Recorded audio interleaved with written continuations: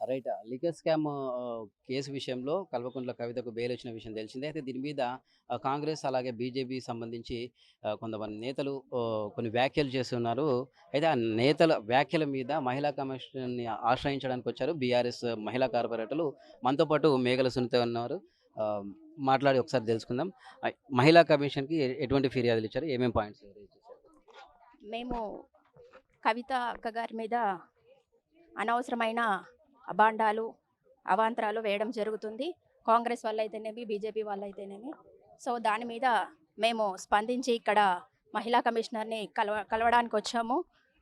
Madam కూడా చాలా చక్కగా స్పందించారు. ఆమె కూడా పాజిటివ్‌గా స్పందించి, మేము ఎటువంటి యాహ్, బీఆర్ఎస్ గానీ, కాంగ్రెస్ కార్పొరేటర్స్ అని చూడకుండా ప్ర సానుకూలంగా స్పందిస్తామని చెప్పడం జరిగింది.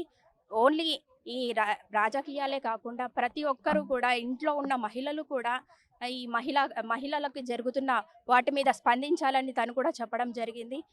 కాబట్టి ప్రతి ఒక్కరు కూడా మహిళల్ని కించపరచకుండా ఉండాలని చెప్పేసి ఈ సందర్భంగా తెలియజేసుకుంటున్నాను. అలాగే మనకు కవితక్క గారికి కోర్టులోనే ఆల్రెడీ చెప్పారు. తన మీద ఎలాంటి ఇది కూడా ప్రూవ్ అవ్వలేదు. కానీ తన మీద ఇలాంటి అవాంతరాలు వేయడం అనేది చాలా ఇదిగా బాధాకరంగా ఉంది. కాబట్టి అందరూ కూడా మేమందరం కూడా దీన్ని ఖండిస్తున్నాం. మహిళా కమిషన్ ఎలా స్పందించారు కమిషనర్ గారు మీతో? మేడం చాలా పాజిటివ్‌గా స్పందించారు.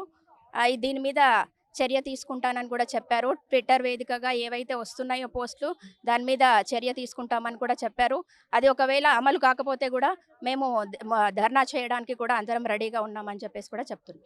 రైట్. అంటే కాంగ్రెస్ అటు బీజేపీ పరస్పరం ఏమైందంటే బీఆర్ఎస్ దీంతో విలీనమైతుంది, దీంతో విలీనమైతుందని కామెంట్ చేస్తున్నారు. వాళ్ళకి మీరేం చెప్తారు? అదంతా కూడా కరెక్ట్ కాదు. అది ఏదో అట్లా క్రియేట్ చేస్తున్నారంతే. దేంట్లో విలీనం లేదు. మా కవితక్క కడిగిన ముత్యంలాగా బయటికి రావడం జరిగింది. కాబట్టి ఇదంతా కూడా అన్నీ ఏదో పుకార్లు లేపుతున్నారు అంతేగాని, మన రేవంత్ రెడ్డి గారు ముఖ్యమంత్రి గారు కూడా వేదిక సాక్షి మన అసెంబ్లీలో అందరి ముందు మహిళలని కించపరిచారు. మహిళా ఎమ్మెల్యేలను పరిచారు. వాళ్ళు మెయిన్‌గా ఏంటంటే వాళ్ళు అమలు పరిచిన పథకాలని వాళ్ళు ముందుకు తీసుకెళ్ళాలి.